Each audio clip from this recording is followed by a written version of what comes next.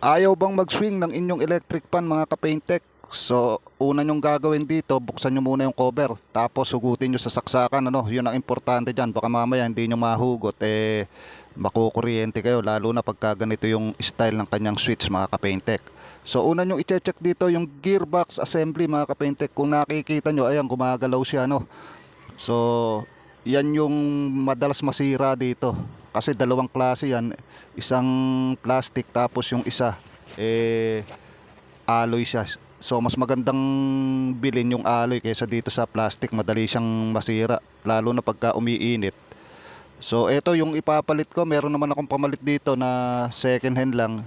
Yun ang ipapalit natin para hindi na tayo bumili mga kapaintek. Una nyong gagawin, tatanggalin nyo yung dalawang tornilyo dyan. May nabibili naman nito isang buo mga kapaintek, ano, isasalpak nyo na lang dyan. Dito naman sa ipapalit ko, dahil second hand lang to, magkaiba sila nung pinakaibabaw. So kaya ang gagawin ko, yung mismong gearbox assembly na case lang ang kukunin ko mga kapaintek. So ayan, tatanggalin lang dito sa ibabaw yan, yung dalawang tornilyo. Pagkatapos ililipat ko dun sa kabila mga kapaintek. So ganun lang ka basic. Ayan, tapos kukunin ko na rin yung pinaka granahin nito kasi mas maganda yung granahin nitong nasira kumpara dito sa ipapalit ko. Upod na rin kasi. So yung case lang mismo ang kinuha ko mga kapaintek. So ganun lang ka basic mga kapaintek. Pagkatapos ibabalik na natin dalawang tornilyo, tapos itutornilyo na natin siya mga kapaintek. So bali ang tornilyo nito mga kapaintek tatlo lang.